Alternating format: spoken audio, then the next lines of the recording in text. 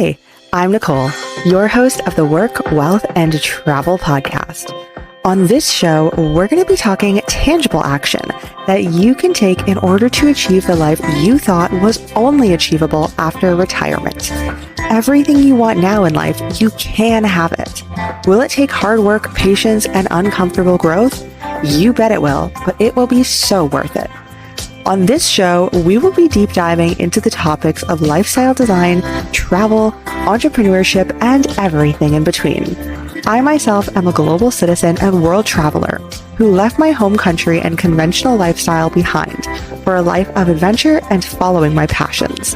And that's exactly what I want for you. It's your time to love your work, build your wealth, and create the lifestyle you've always dreamed of. Let's do this. Welcome back to another episode of the Work, Wealth, and Travel podcast. Today, I am so excited to welcome our guest, Jovana, on to the show. Jovana is a senior manager at Nomad Capitalist and an immigration expert. So with that as her introduction, you know where this conversation is going to go today. We're going to be talking all things global citizen, passport strategies, citizenships, residencies, all of the good things that I love to talk about and Jovana does as well. So before we get into it, Jovana, why don't we start out by hearing more about you and your story and how you ended up at Nomad Capitalist and interested in this space? Yeah, thank you, Nicole, for a wonderful introduction. And I'm very glad to be with you here today. Well, a lot of people, maybe when they read the story, they maybe find it funny or interesting that, how someone from completely different sphere of life, let's say politics, end up working with taxes and immigration. So there is fortunately, something, some funny circumstances or some mystery behind it. As I said, I studied international politics and international security. So during, first couple of years of my studying and work life, I was fully dedicated to that. I thought that's the best thing in the world. So I was very into becoming part of Peace Corps and going to, different locations where there are an outbreak of a war. So that was my thing. I was very, very into it and trying to obviously resolve things in a peaceful way, hence this diplomatic part. So during a couple of years, I did a lot of internship programs working with a lot of international organization and governmental organization. It was a great experience, but, you do not really have a feeling that you're moving a needle. You're one of many there. Whatever you say is probably not going to be accepted because there is a certain policy and procedures that are followed. And, you don't have much of that wiggle space to show up your knowledge, to show your creativity in resolving some of the things. So I just started thinking that this is probably not the best area for me, right? I wanted something where I can express myself more, and obviously something that I do believe it's impactful. So I very accidentally ran on Nomad Capitalist. It was 2019. Nomad was still a small company back then. We were 5 people when I came in. So they were looking for a person that will work on different programs in different countries that do have some understanding of law, but basically to, just do a research, contact different vendors and, establish different partnerships. So obviously a bit of an international experience was required. And as I said, kind of partially legal background. So I knew some people there. I went in. It was great. But after our first interview, I thought that's it. I'm not getting it. I'm too, I'm coming from a more governmental background. So I was very formal, very, legal dictionary. And I thought that's not going to be accepted.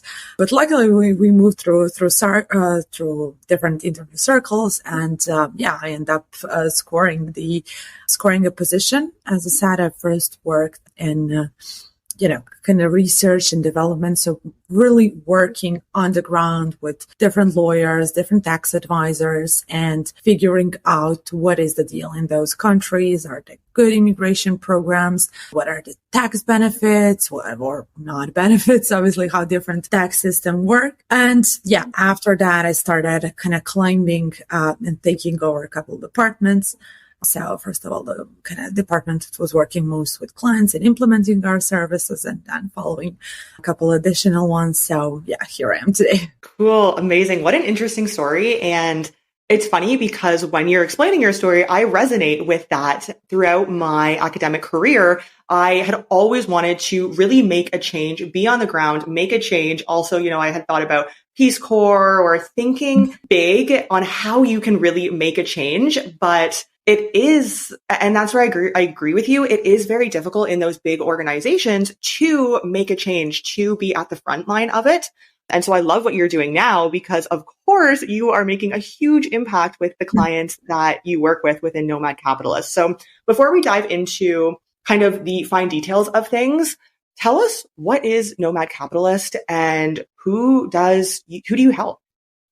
Yeah, well, just to add up on your thoughts, definitely like what I love and why I enjoy working here. No one is crazy about taxes. So you learn that you're doing that. But at the end of the day, the change that we see with people, not just the change in their lives in terms of relocating to different countries, experimenting with something new in terms of, traveling more, exploring new countries.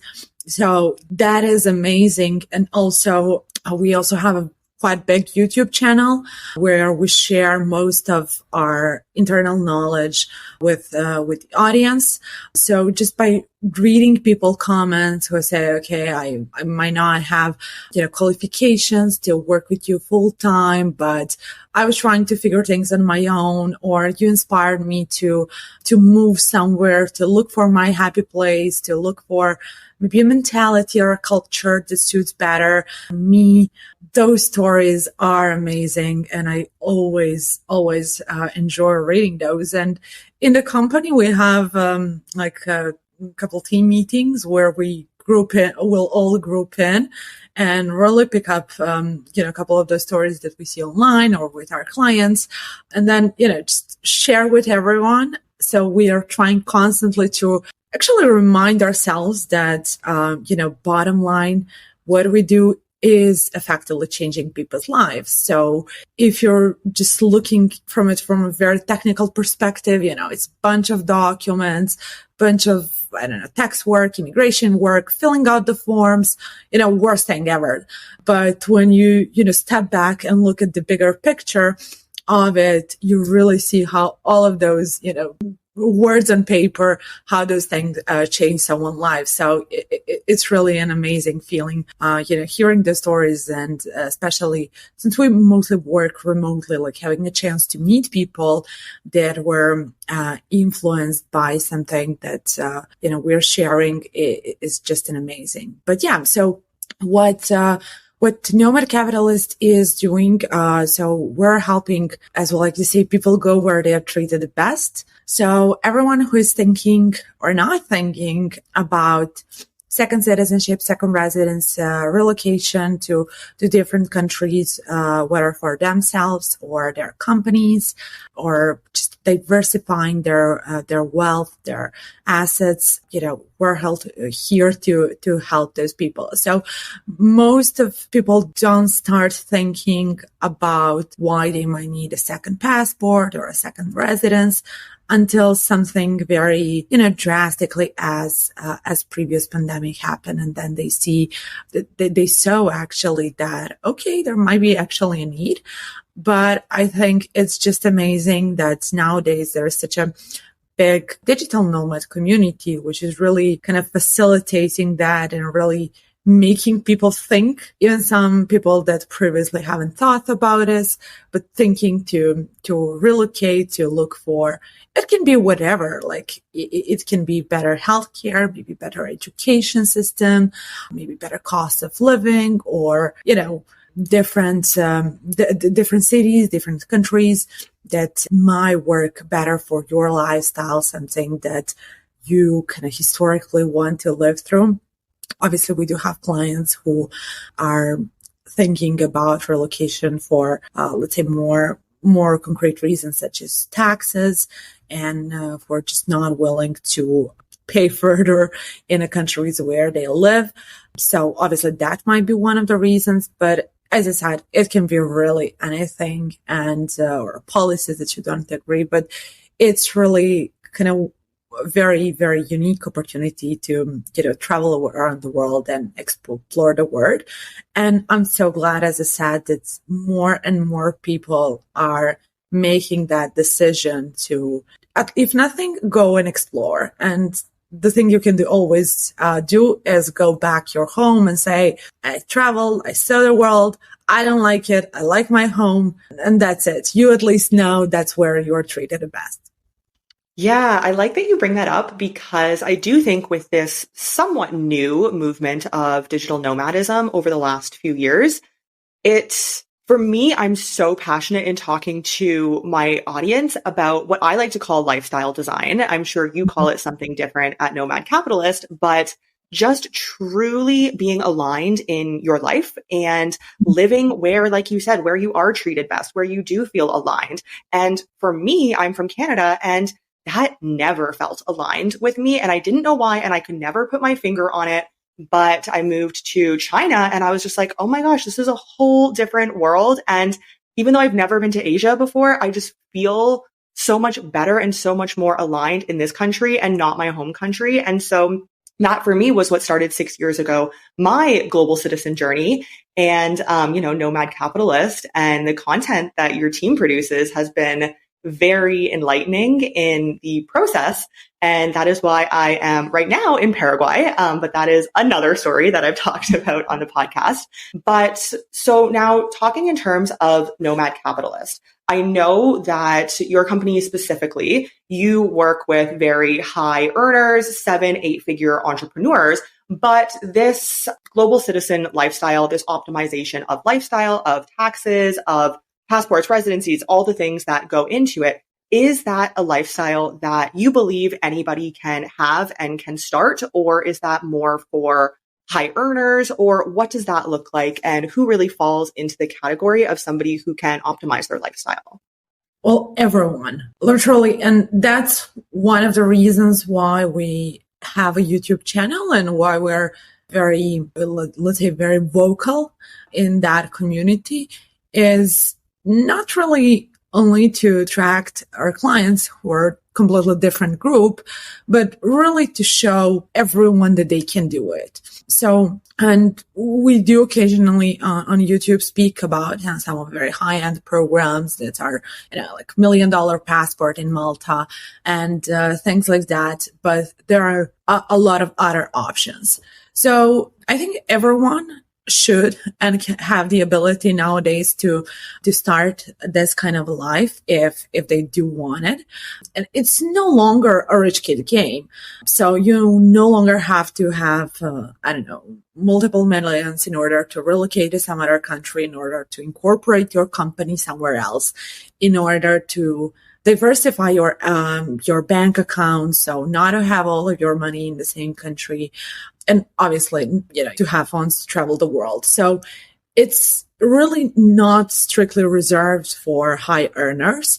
So I think obviously depending on the country, but 99% of the cases, everyone can do it. And that's the best thing. So, you can find a country that suits your lifestyle, that suits your earnings, where you maybe have like higher cost of living, but maybe also have a lower cost of living. So if you're strictly looking, let's say, into complete tax reduction and living in a zero tax place, you can go, Monaco, which is the most expensive place in the world to live in, and housing is the most expensive there.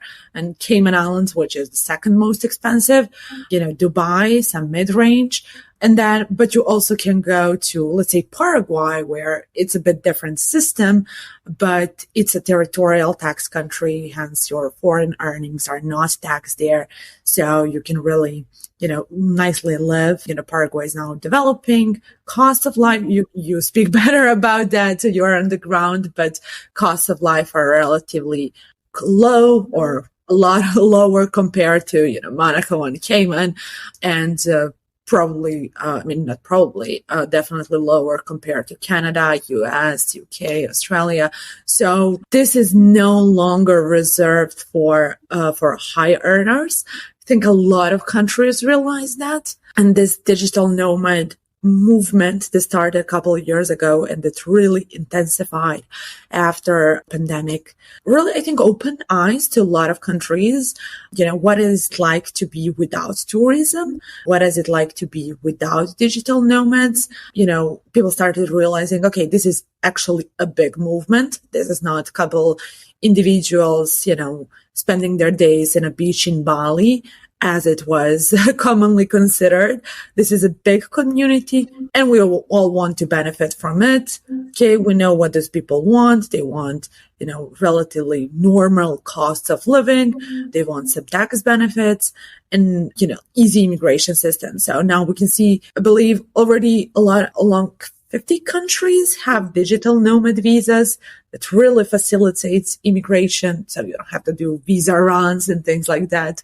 A lot of those countries do offer tax benefits, whether for a year or two or like 5 years, or they already have a very good system in place that goes hand by hand with digital nomadism. So I think this community is just going to be larger and larger with every day.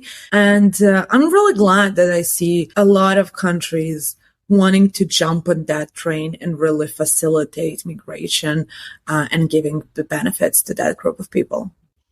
Yeah, I'm totally on the same page with you there. I think, I just really encourage everybody I speak to and everyone in my audience to critically think about what they actually want out of their life. And if you don't feel completely like you are aligned in your life, then you have 200 other countries where you can go that you might feel more aligned and get treated better, like Nomad Capitalist always says. So I'm curious, what are some trends that you have seen in the past, whether it pertains to global immigration or residency or any aspect of really the global citizen lifestyle? But what are some trends that you have seen in the past that are maybe less prevalent now and new things have taken their place? Mm-hmm. Yeah, well, as I said, definitely one of the things is increasing the number of options strictly for digital nomads. So if we go back a couple of years ago, you would see that most of the things that, let's say, even companies in investment migration, which is, let's say, this industry, and in immigration laws of most of the countries were really preferable to, high earners. So in order to get a residence permit, to stay more than 30, 60, and 90 days, you needed to either set up a full company, pay some taxes, hire yourself, go through that hassle, or you needed to purchase real estate, that can be significantly high in some countries, or again, you need to demonstrate that you have significant funds to support yourself, plus a lot of additional things. I think nowadays that's quite reversed in terms of that we do see more and more countries saying, okay, we know people want to spend time here. We know that whether tourists, digital nomads, is someone who want, to spend more significant time on the ground. They want to come and we want to facilitate them to come. So a lot of countries are now giving those digital nomads option where you just need to demonstrate that you have certain income. And again, they're lowering those requirements. Just send us contract. Let's see your bank statement. You're good to come in. Obviously, maybe police report, but in most of the cases, it's very simple. So yeah, as I said, a lot of people do want to exploit that. And I mean, we're seeing also high earners who are saying, okay, why would I go with this, investment in real estate, specifically if they don't like it, or or they don't want to spend full time there, when I can go with the digital nomad visa. So everyone wants to get really a benefit of that way easier access. I think also Latin America is becoming a big thing now. I mean, compared to, so in my mind, there is two phases, like before COVID and after COVID. So before COVID, Asia was really full of digital nomads, a lot of people there. Latin America was really for enthusiasts. And, obviously people have some preconceived notions that the countries are not safe, that you might get in trouble and so on. So no one was really, I cannot say no one, but way less people were going to the whole Central and South America, compared to Southeast Asia predominantly. And during COVID, people saw that, let's say Mexico was open full time, like without any mandates. You could go everywhere without masks. That definitely works for many people. Then the country started slowly opening with or without some mandates. And I think people just started pouring to, Central and South America. So it's now becoming really a go-to place for digital nomads. Obviously, people working for US or Canadian companies that suit them very well for time zones. So have to wake up very early or go to bed very late, just because being in a different time zone. So from my perspective, those are maybe the biggest two impressions. So Latin America is becoming a go-to place, and also a lot of countries are reducing their requirements for immigration. Obviously, for taxation, it's a different thing.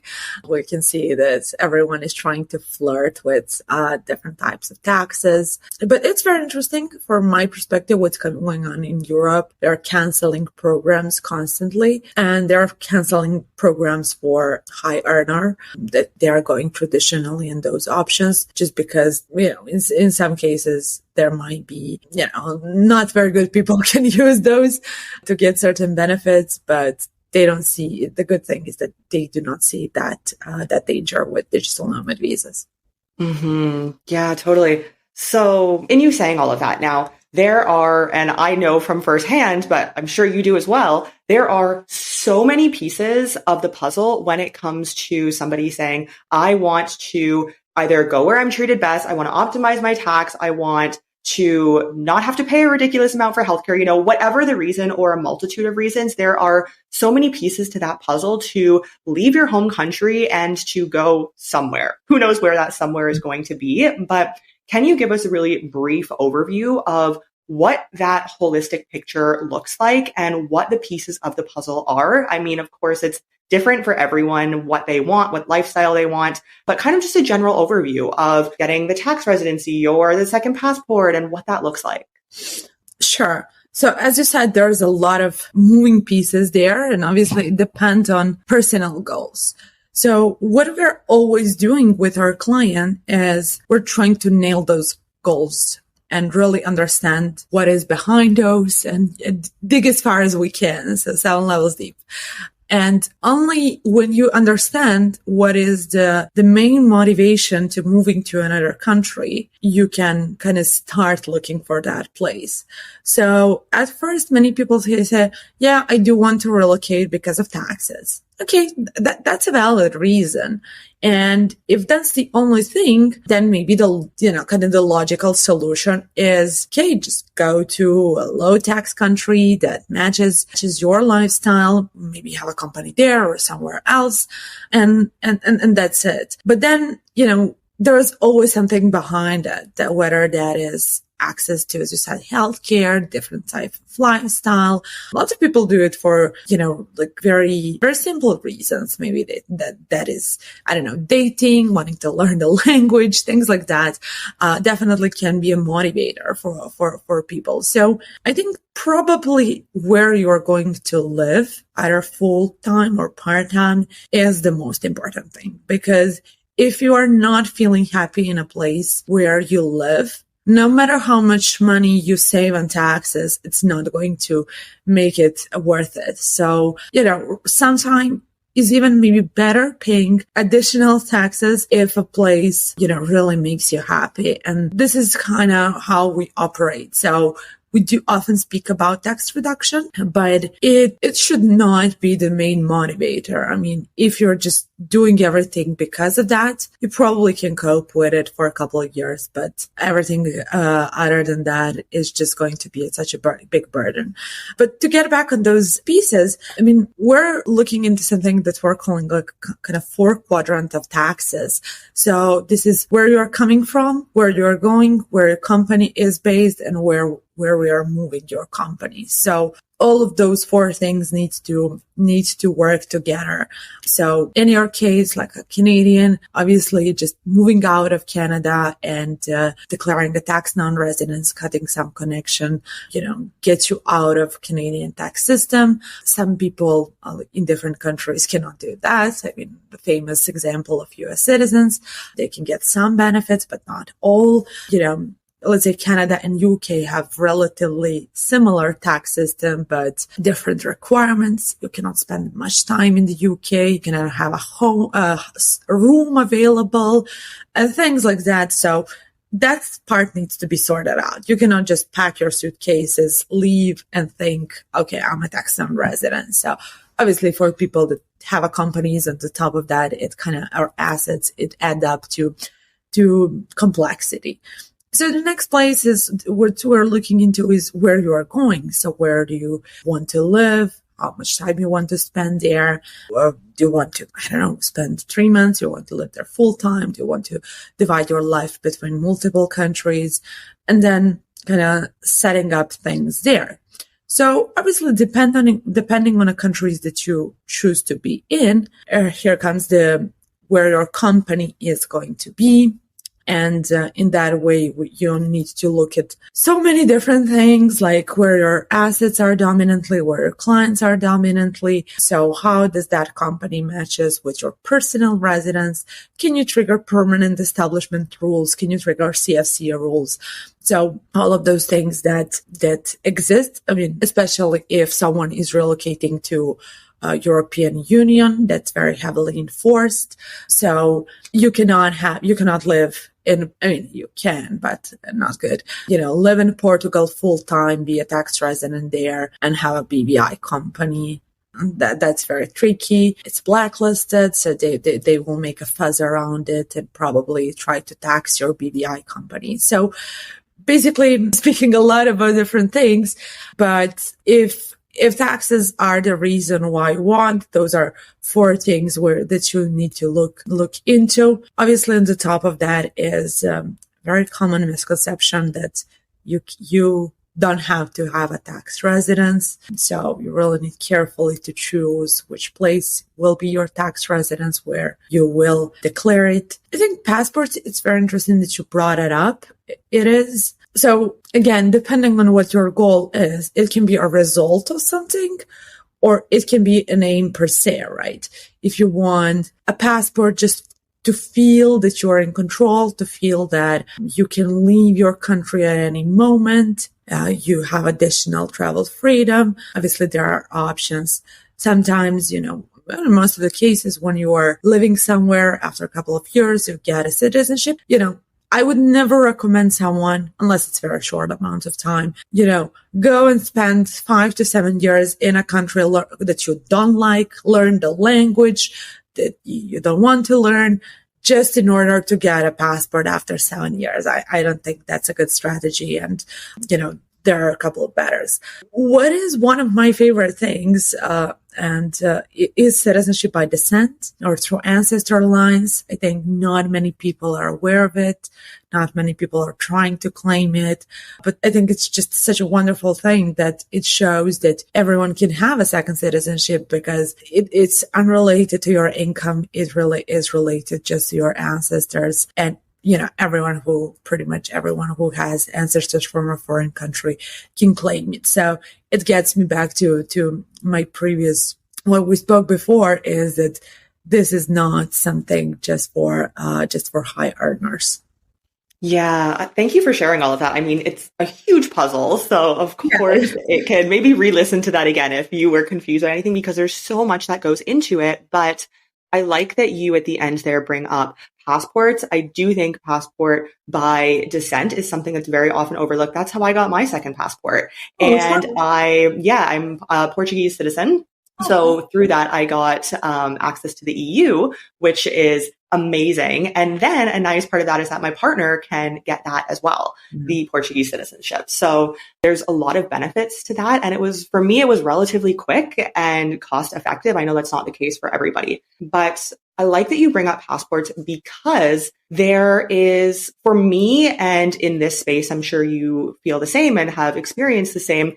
I don't trust the one government that I have my original passport from. And even having two, and I know Andrew talks about this as well. And I feel very strongly that even having two passports nowadays, especially from two Western countries, what if I don't like the direction that either of those countries in the future at any point are going to be going in? So can you speak a little bit to governments and particularly Western governments and kind of the change of direction that we have seen them going I mean, we could even just say since COVID, but in the last few years, and the importance of diversifying your portfolio, whether it is leaving your country in total, like getting out completely, or just having that second passport or residence for diversification.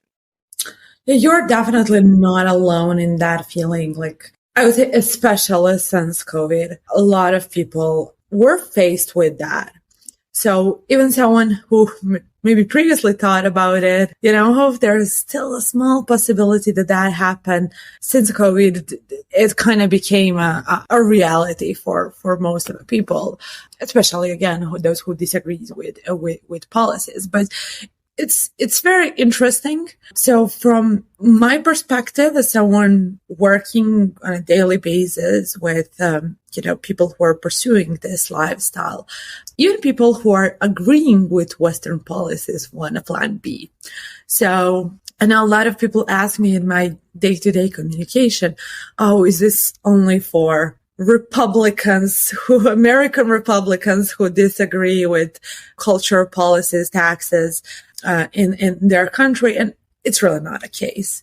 So, there's also a lot of Democrats, but I would say it's very interesting for me realizing that though intuitively one group of people would be likely to move forward with something like this, I see a lot of people who at this moment maybe agree with certain policies that are happening are also looking for just in case options. So, as far as passport are concerned, never enough of them.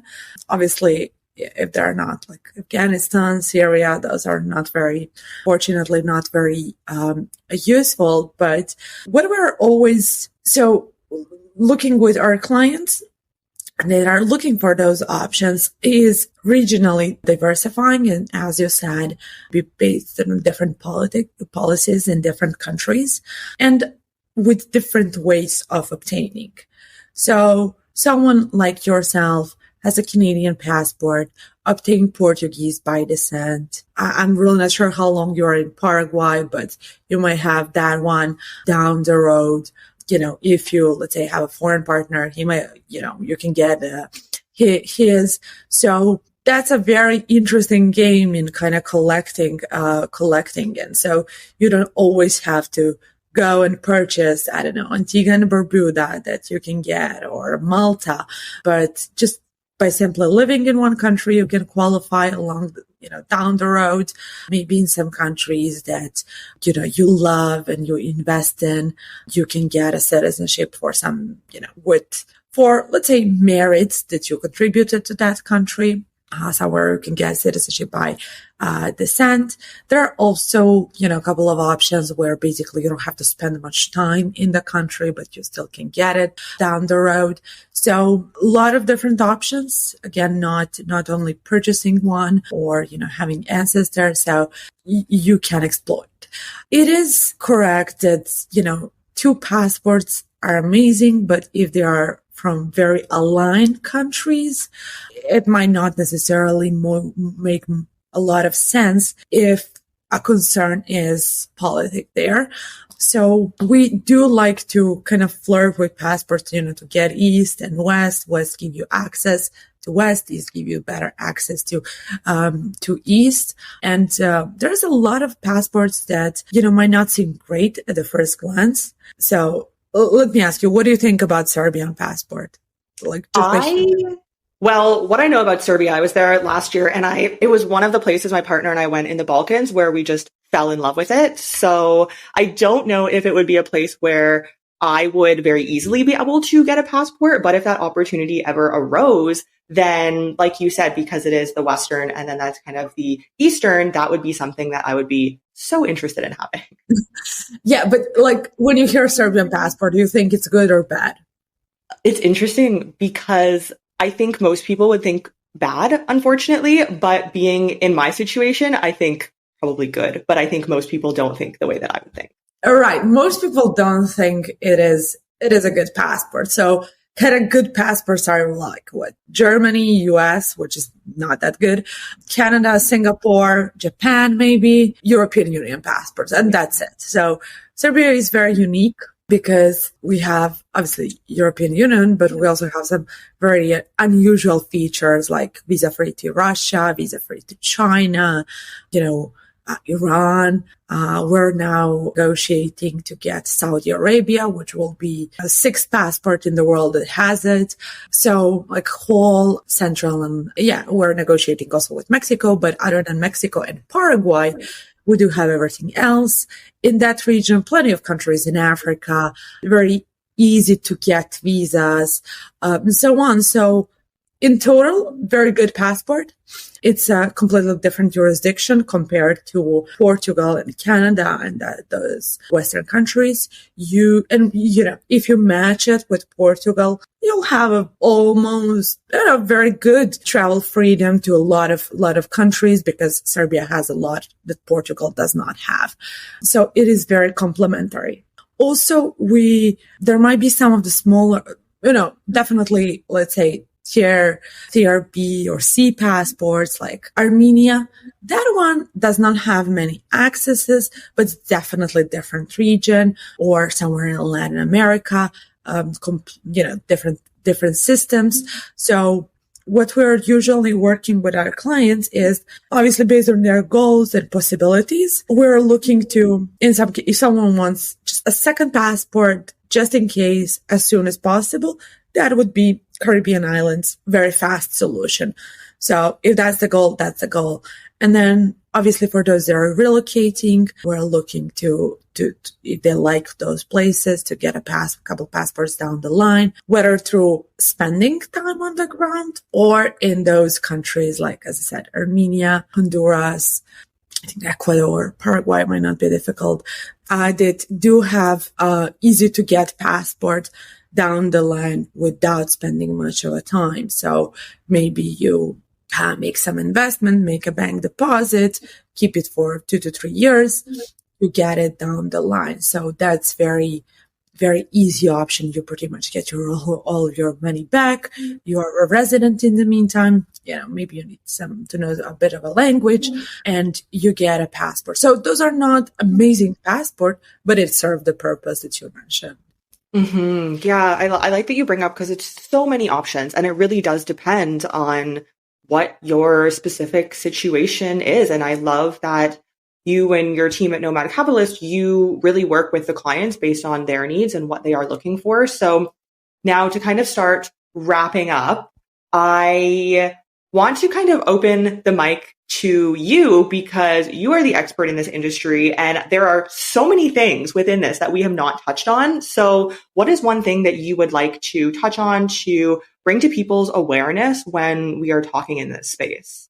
Okay, that's very interesting question. But I think my advice with this one is always just figure out your goals. And that's the most important thing because it needs to be a starting point. And if you maybe cannot figure out your goals at the very beginning, that's okay. But spend time in another country, trial and error, and but move forwards that. A lot of people I hear nowadays speak about renunciation, renouncing their first passport, especially for United States.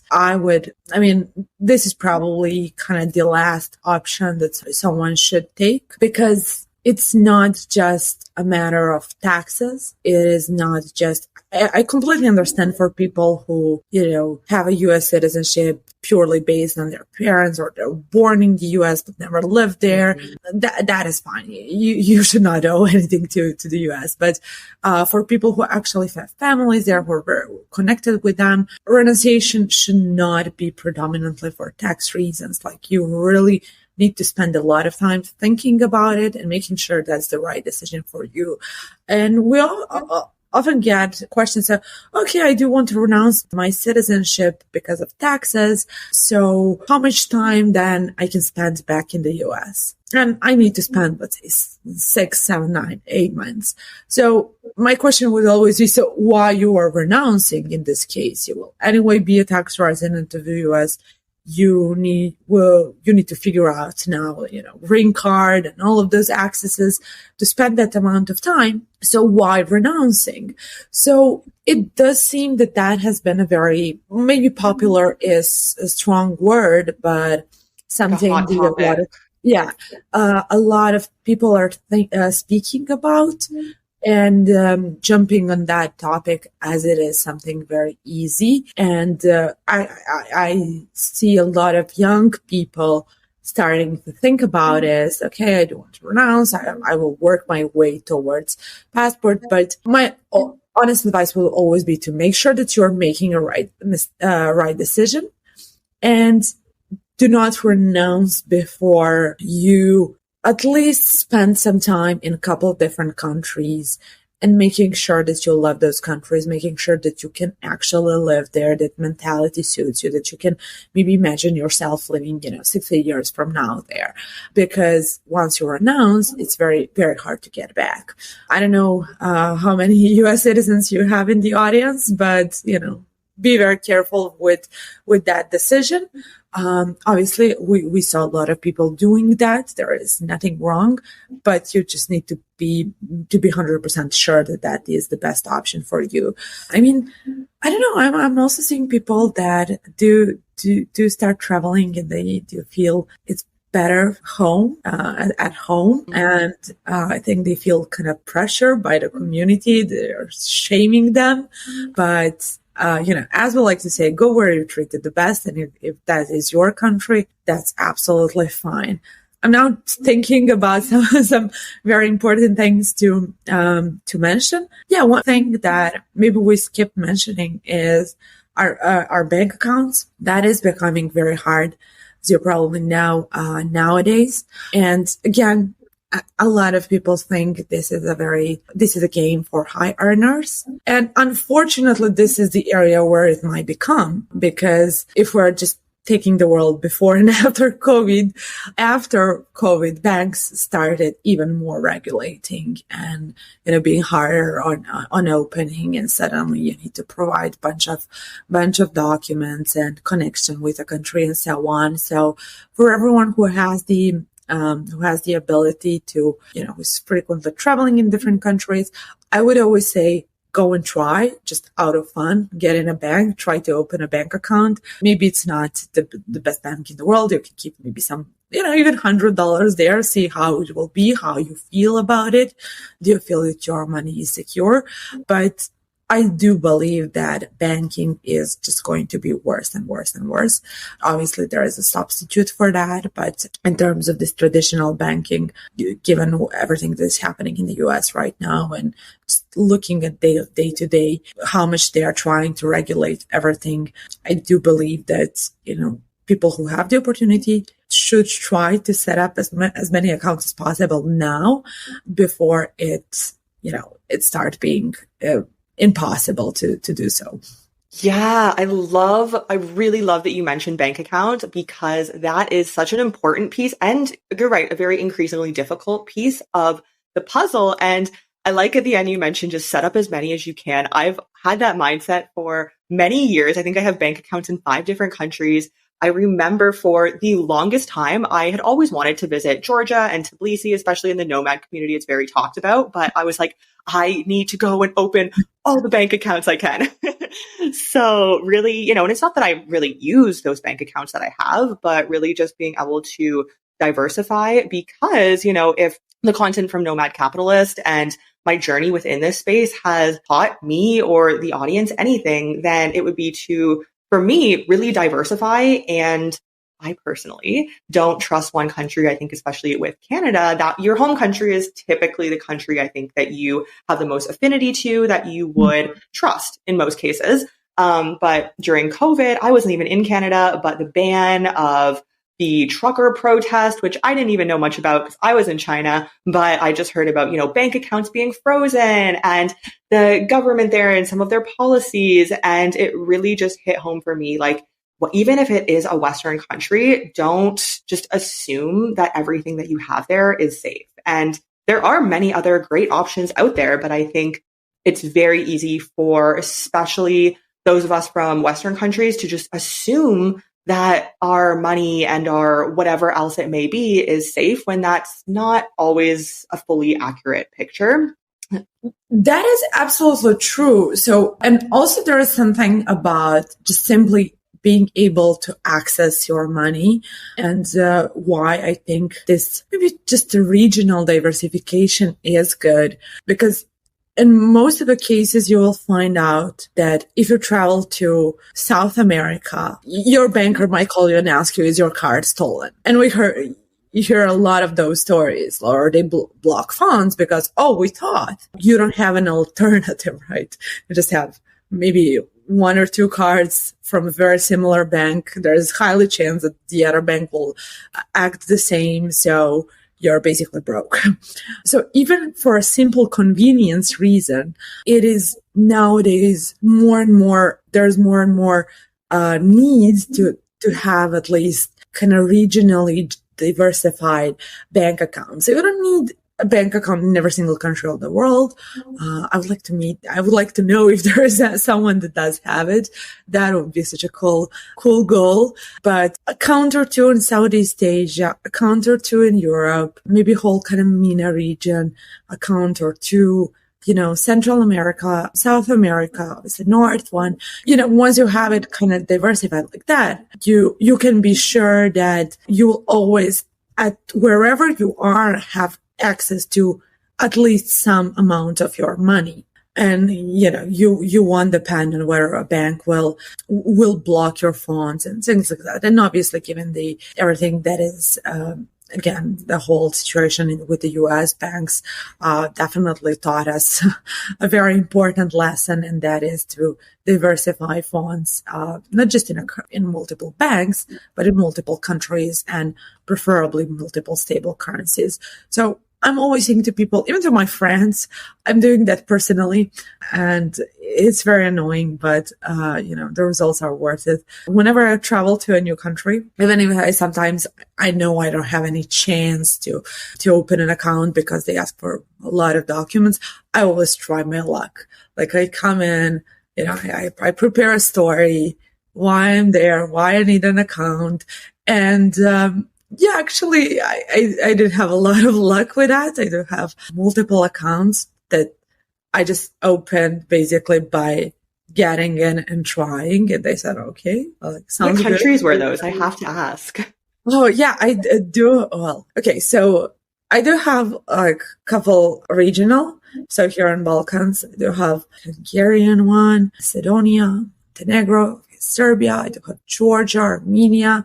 I do have South Korea. That's an interesting one. One in Dubai, Turkey, Uruguay. I have a feeling that that's not it, but I think there is one more in South America. Yeah, probably Colombia. Yeah, I think it's Colombia. Love that you have so many. You can't even keep track of them. Like that's the way you want it to be. I have a tracker, but it's on the top of my mind because I always do that. So, even when I was in China, I just came in. No one speaks English in a bank. Everyone is sleeping in a back room. They're taking their nap.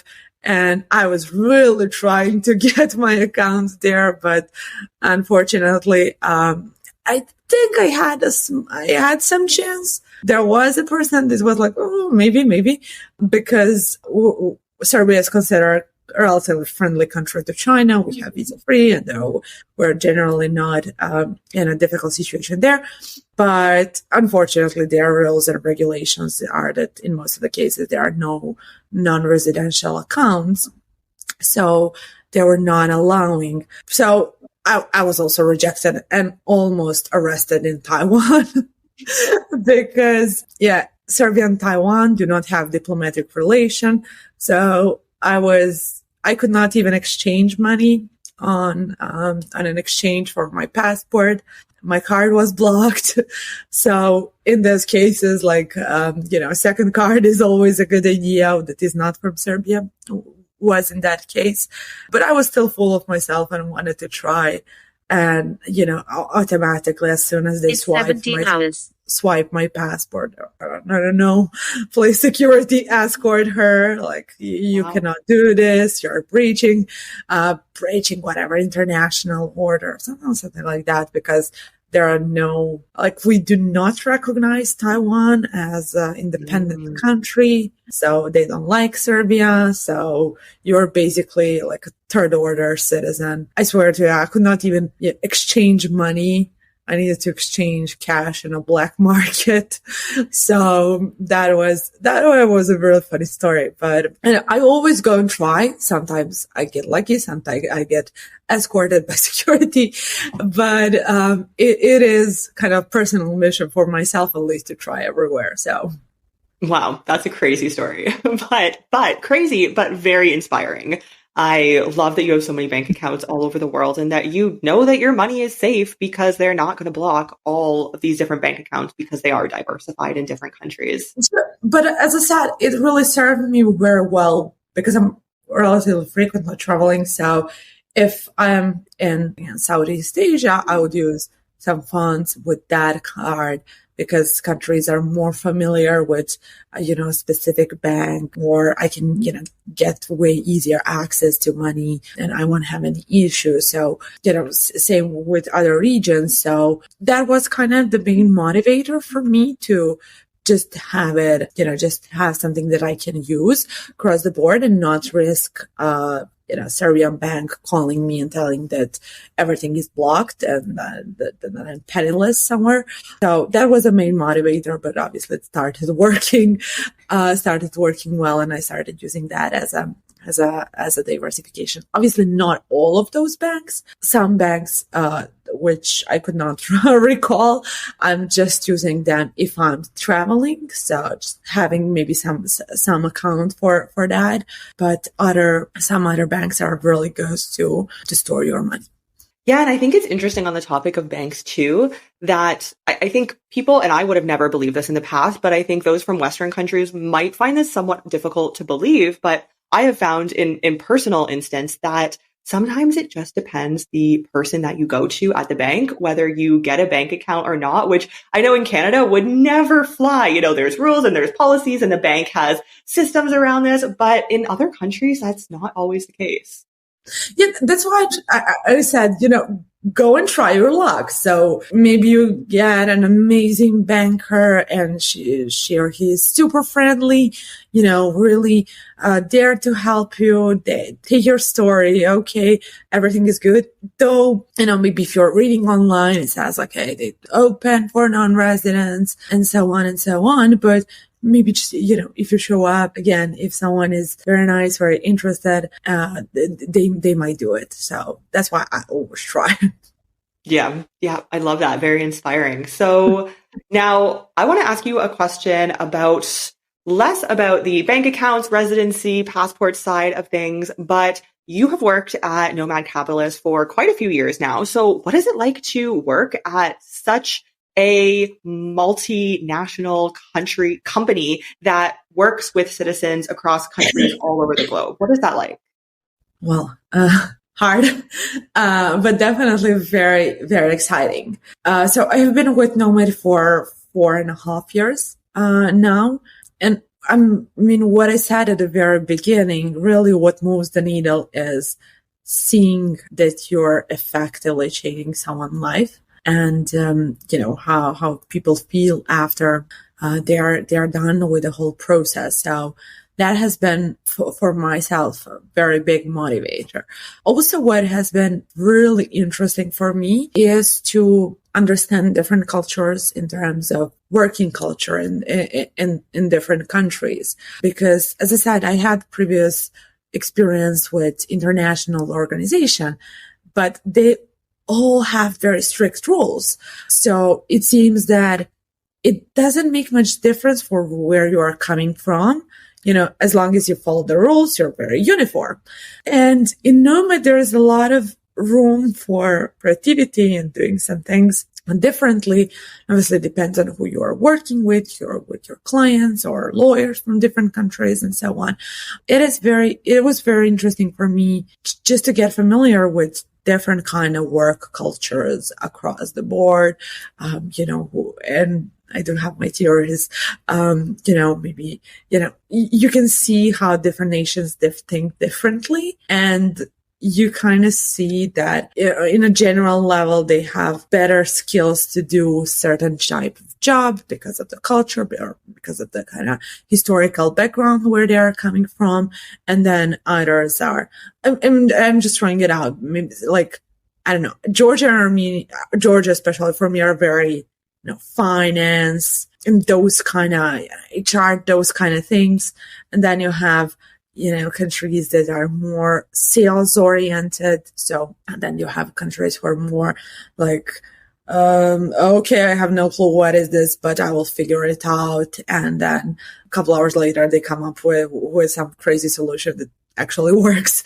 So it really depends on the kind of mentality. So I think that is also what makes us kind of, maybe not unique, but definitely we're trying also to match people in that way in terms of which department they belong, they suit the best for. That has been really, really nice for me to see. So, working with Nomad definitely gives you a lot of opportunities to, travel, meet different people, meet some amazing people that I never thought would be meeting.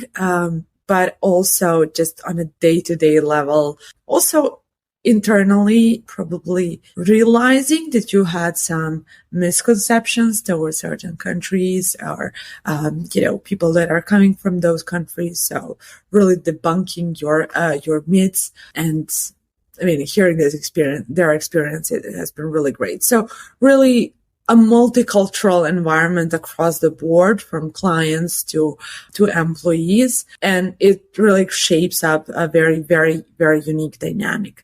Besides that, I personally really enjoy traveling. It's just one of the best things that I had a chance to do. Nomad, so either for client meetings or some on the ground research. So there are a lot of countries that they're very lazy to pick up the phone.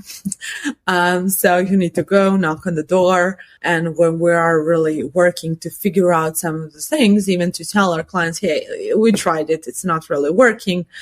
Sometimes we need to do a lot of legwork. So, and effectively go and check and not just, read on the internet what you can find. So overall, 4.5 years, still counting. I do enjoy it. That's amazing. I'm so glad to hear that it's, such a great company internally and that you do care so much about your clients and strategies you're creating for them, and that it also serves you and everyone else who works there. It serves you, very well. And you have probably learned so much along the way and will continue to grow and learn with the company. So what more can you ask for?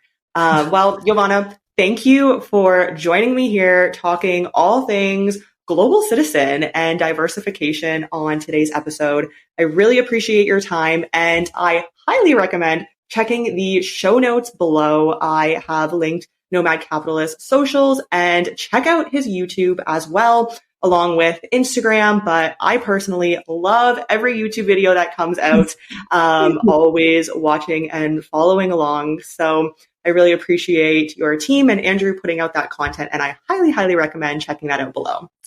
Thank you so much. And we'll have a big event in Kuala Lumpur this year. So I think there will be an amazing group of people, a lot of interesting speakers will be speaking about all of these things in details, country specific. And we decided to do this year in KL because for last couple of years we'll did it in Mexico. So this year it's Malaysia. We thought it would be a very unique cultural experience for a lot of people. Mexico is kind of safe blanket for a lot of people. It's very close to the US, Canada. They're already very familiar. So Malaysia and Kuala Lumpur, very, very unique, culturally unique place. So we really hope that will be one amazing event. Absolutely. Yeah, I will put the link for Nomad Capitalist Live below. And what are the dates this year? September 9th. I will link that below if you want to check that out as well. And Jovana, thank you so much for being on the show today. If this episode has served you in any way, I would be grateful if you share your takeaways or what you have learned from this episode by tagging me on Instagram at NomadNeeks. If you haven't yet, please hit the subscribe button on your favorite podcast platform and leave a 5-star review. This helps me to continue creating inspiring and educational content for you in the future. Thank you for your support, and I'll see you in the next episode of the Work, Wealth, and Travel Podcast.